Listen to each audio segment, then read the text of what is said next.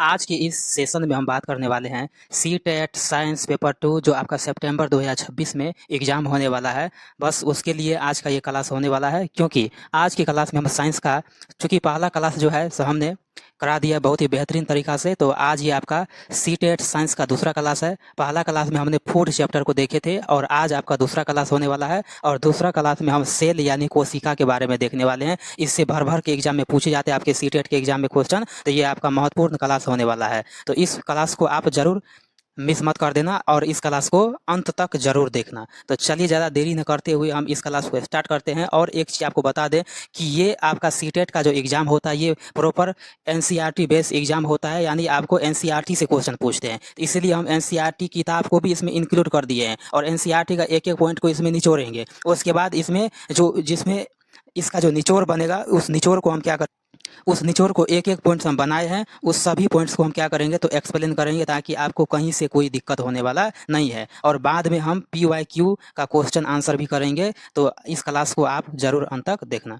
तो चलिए अब बताते हैं आपको कि सेल क्या होता है, कोशिका क्या होता है। तो सेल आप जानते हैं कि मानव का शरीर जो है सो अरबों खरबों सेल से मिलकर बना है, यानी आपके शरीर जो है कोशिकाओं से मिलकर बना है। आप जहाँ कहीं पर भी शरीर के अंग को देखते हैं वो क्या है, सेल से मिलकर बने होते हैं। तो सेल आखिर होता क्या है, चलिए एनसीईआरटी के अनुसार उसको देखते हैं। यहाँ पर देखिए आपका ये एनसीईआरटी का बुक जो है सो बुक 11th क्लास का है। ये 11th क्लास का बुक एनसीईआरटी क्लास का ये क्या है, 11th क्लास का एनसीईआरटी क्लास का ये आपका बुक है। तो इस 11th क्लास के बुक से आपको पहले पॉइंट्स को बताते हैं सेल के बारे में। क्योंकि 6 to 8 का आपका पेपर 2 होता है, लेकिन 6 to 8 में सेल का कहीं पर कोई चैप्टर नहीं दिया था, इसलिए हम 11th किताब का जो है सो सहारा लिए हैं। तो चलिए यहाँ पर देखते हैं। पहला है कि कोशिका क्या होता है। तो कोशिका क्या होता है, व्हाट इज सेल। तो कोशिकीय जीवधारी स्वतंत्र अस्तित्व, यापन व जीवन के सभी आवश्यक कार्य करने में सक्षम होती है। कोशिका के बिना किसी का भी स्वतंत्र जीव अस्तित्व नहीं हो सकता। इस कारण जीव के लिए कोशिका ही मूलभूत क्या है तो संरचनात्मक और क्रियात्मक इकाई होता है। अब एंटोन वान ल्यूवेनहॉक ने पहली बार सेल को देखा, यानी ल्यूवेनहॉक ने सबसे पहली बार सेल को देखा और इसका वर्णन किया था। रॉबर्ट ब्राउन ने इसके बाद क्या किया तो केंद्रक का खोज किया। उसके बाद सूक्ष्मदर्शी की खोज के बाद इसमें क्या हुआ तो सुधार हुआ और इसमें इलेक्ट्रॉन सूक्ष्मदर्शी द्वारा सेल की विस्तृत संरचना को क्या किया तो अध्ययन किया गया। इस पॉइंट के बारे में आप क्या जानते हैं, तो इसमें हम ये सब जाने कि सेल का सबसे पहले खोज किसने किया या किसने देखा तो ल्यूवेनहॉक ने। इस स्टेटमेंट के बारे में ल्यूवेनहॉक ने क्या किया तो सबसे पहले सेल को देखा। उसके बाद क्या किया तो इलेक्ट्रॉन सूक्ष्मदर्शी द्वारा क्या किया तो सेल का विस्तृत संरचना दिया। चलिए नेक्स्ट पॉइंट की बात करते हैं। अब सेल थ्योरी जिसको बोलते हैं, कोशिका सिद्धांत क्या होता है। तो 1838 ईस्वी में जर्मन के वनस्पति वैज्ञानिक स्लाइडेन, यहाँ पर देखिए स्लाइडेन ने बहुत सारे पौधों का अध्ययन किया और बाद में पाया कि ये पौधे विभिन्न प्रकार की कोशिकाओं से मिलकर बना है। जो स्लाइडेन ने अध्ययन किया बहुत सारे पौधों पर, लेकिन विभिन्न प्रकार के सेल से क्या होता है पेड़ पौधा भी बने होते हैं, जैसे मानव बने होते हैं, जो पौधों में उत्तक का निर्माण करते हैं। बहुत सारे सेल का मिलकर क्या करते हैं तो उत्तक का निर्माण करते हैं। लगभग इसी समय 1839 में एक ब्रिटिश प्राणी वैज्ञानिक जिसका नाम क्या है तो थियोडोर स्वान ने विभिन्न जंतु, यानी स्वान ने किया तो जंतु सेल का अध्ययन किया। यहाँ तक समझ गए। यानी स्लाइडेन किसने अध्ययन किया तो पेड़ पौधा पे किया, उसका स्वान क्या किया तो जंतु कोशिका का अध्ययन किया, जंतु कोशिका का क्या किया अध्ययन किया। उसके बाद कोशिकाओं के बाहरी एक परत झिल्ली होता है, जिसे आजकल क्या कहते हैं तो जीव द्रव्य झिल्ली कहते हैं। सेल के अंदर कोशिका के बाहर क्या होता है तो एक झिल्ली होता है, उसे क्या कहते हैं जीव द्रव्य झिल्ली कहते हैं। इस वैज्ञानिक ने पादप उत्तक का क्या किया अध्ययन किया, यानी इसमें उत्तक का भी अध्ययन किया।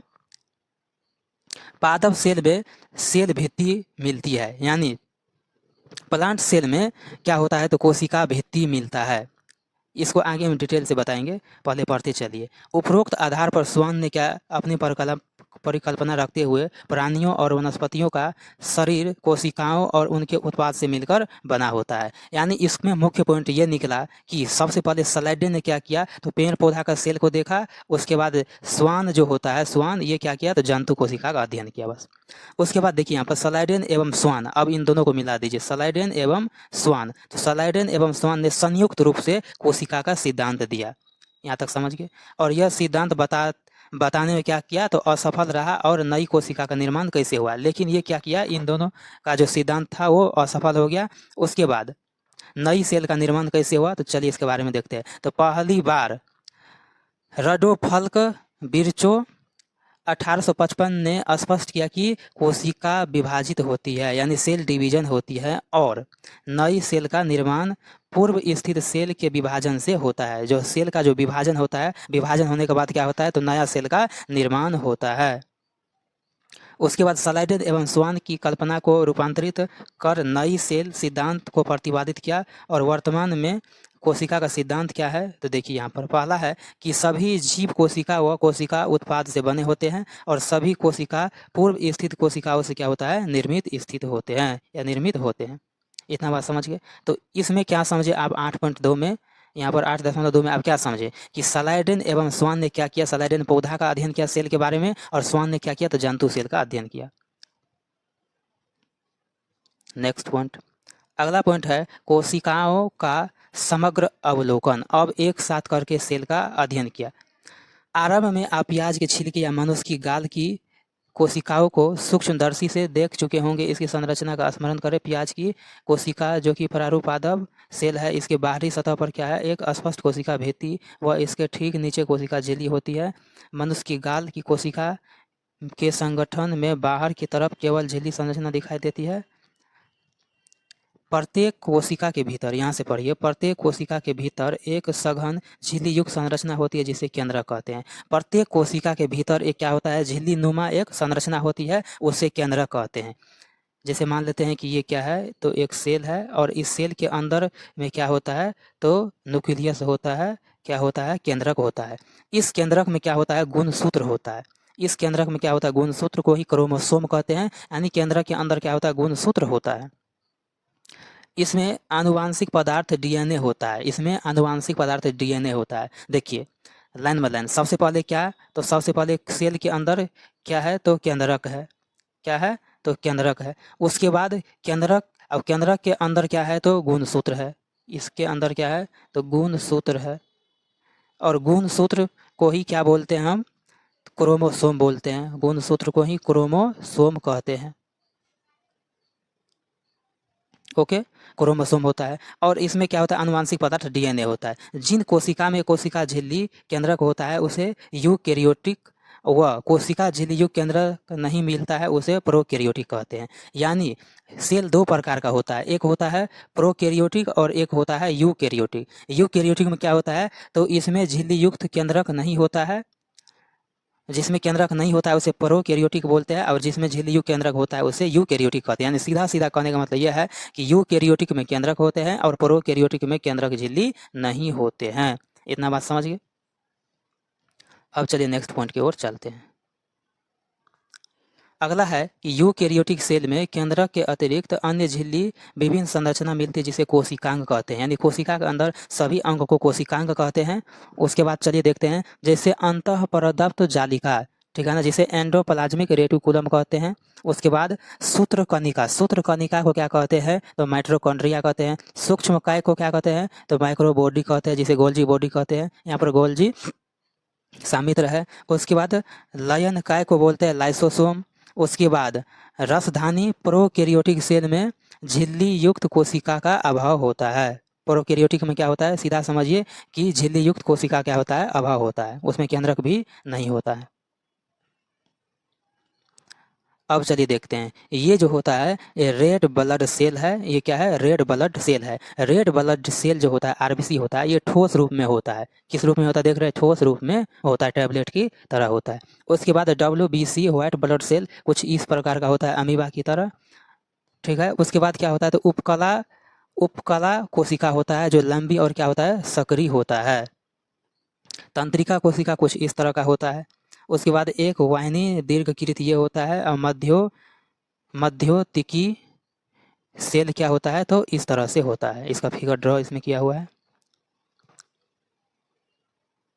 अब चलिए देखते हैं कि यूकेरियोटिक और प्रोकैरियोटिक दोनों सेल में झिल्ली रहित अंग क्या होता है, राइबोसोम होता है। यानी यूकेरियोटिक और प्रोकैरियोटिक में क्या रहता है, तो राइबोसोम रहता है, दोनों में राइबोसोम होता है, लेकिन न्यूक्लियस नहीं रहता है, न्यूक्लियस नहीं रहता है। अभी ऊपर पढ़े हैं, केवल क्या होता है, राइबोसोम होता है। उसके बाद चलिए देखते हैं, कोशिका के भीतर राइबोसोम केवल कोशिका द्रव में ही नहीं बल्कि दो अंगकों हरित लवक पौधा और सूत्र कणिका व खुरदुरी जालिका में भी मिलते हैं। कहने का मतलब ये है, इसमें देखिए कितना घुमा फिरा कह रहा है कि राइबोसोम तो मिलते हैं, लेकिन कोशिका के भीतर राइबोसोम केवल क्या होता है, तो इसमें कोशिका झिल्ली में ही नहीं बल्कि क्या होता है, तो पेड़ पौधा में भी होता है कोशिका झिल्ली।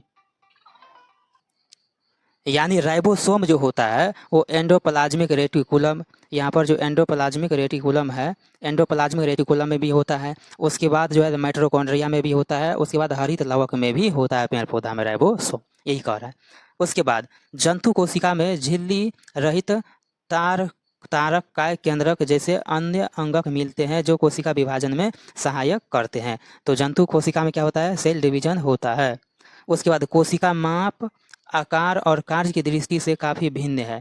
सबसे छोटी कोशिका होता है माइकोप्लाज्मा, जिसे माइक्रोमीटर मापते हैं। अगर लंबाई की बात करते हैं तो क्या होता है, बैक्टीरिया जीवाणु जो कि 3 से 5 माइक्रोमीटर का होता है। और पृथक की गई सबसे बड़ी कोशिका जो शुतुरमुर्ग का अंडा होता है सबसे बड़ा होता है। बहुकोशिकीय जीवधारियों में मनुष्य की आरबीसी यानी लाल रक्त कोशिका का व्यास लगभग, आरबीसी का व्यास कितना होता है देख लीजिए, 7 माइक्रोमीटर होता है, इसलिए बोलते हैं ना ये ठोस पदार्थ होता है। और तंत्रिका कोशिका में सबसे लंबी कोशिकाएं होती है। यानी कि इसमें ये कह रहा है, सीधा मोटा मोटी यही कह रहा है कि सबसे बड़ी कोशिका ओवरऑल में जो होता है वो शुतुरमुर्ग का अंडा होता है। तो ओवरऑल की बात करते हैं, सबसे बड़ी सेल क्या होता है, तो शुतुरमुर्ग होता है।